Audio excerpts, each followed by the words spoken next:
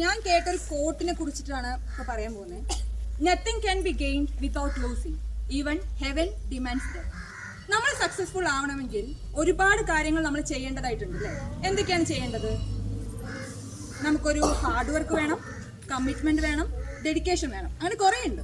So ഞാനിപ്പോൾ പറയാൻ പോകുന്നത്, നമ്മൾ സക്സസ്ഫുൾ ആവണമെങ്കിൽ എന്തൊക്കെ കാര്യങ്ങളാണ് നമ്മൾ മാറ്റി വെക്കേണ്ടത് അല്ലെങ്കിൽ ലൂസ് ചെയ്യേണ്ടത് എന്നുള്ളതാണ്.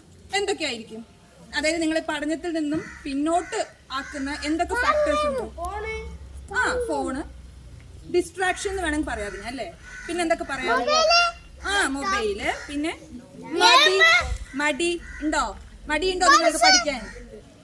പിന്നെ നമുക്ക് വേണമെങ്കിൽ എന്ത് പറയാം? പ്രോക്രാസ്റ്റിനേഷൻ എന്ന് പറയാം. അങ്ങനെ ഒരു വേർഡ് കേട്ടിട്ടുണ്ടോ അതിനു മുമ്പ്?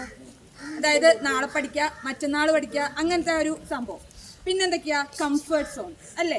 ഇങ്ങനെ ഒത്തിരി കാര്യങ്ങൾ നമ്മളെ പിന്നോട്ട് വലിക്കുന്നതായിട്ടുണ്ട്. അപ്പം ഇങ്ങനത്തെ കാര്യങ്ങൾ മാറ്റിവെച്ചാൽ മാത്രമേ നമുക്ക് എന്ത് ചെയ്യാനായിട്ട് പറ്റത്തുള്ളൂ? എന്ത് ചെയ്യാൻ പറ്റുള്ളൂ? ലൈഫിൽ സക്സസ്ഫുൾ ആവാനായിട്ട് പറ്റുള്ളൂ അല്ലേ? ഇപ്പൊ ഈ ഒരു കോട്ടിനകത്ത് മറ്റൊരു ഫ്രേസ് ഉണ്ട്. എന്താ? Even heaven demands that. സ്വർഗതുല്യമായിട്ടുള്ള ആ ഒരു ഇത് വേണമെങ്കിൽ പോലും നമുക്ക് എന്താണ്? ഹൈലി പ്രഷ്യസ് ആയിട്ടുള്ള ലൈഫ് നമുക്ക് നഷ്ടപ്പെടുത്തേണ്ടതായിട്ടുണ്ട് അല്ലേ? അപ്പം നിങ്ങൾ കുട്ടികളായതുകൊണ്ടും ഇനി പരീക്ഷ വളരെയധികം അടുത്തത് കൊണ്ടുമാണ് ഞാൻ ഈ ഒരു ലെവലിൽ ഈ ഒരു കോട്ട് ഇന്റർപ്രറ്റ് ചെയ്തത്. സോ മടി പോലുള്ള മറ്റു കാര്യങ്ങളൊക്കെ മാറ്റിവെച്ച് ഇനി അങ്ങോട്ട് എന്തിനു മാത്രം ഫോക്കസ് ചെയ്യുക? പഠനത്തിന് മാത്രം ഫോക്കസ് ചെയ്യുക. ഓക്കെ? അപ്പോൾ എല്ലാവർക്കും നല്ലൊരു ദിവസം ഞാൻ നേരുന്നു. Thank you so much.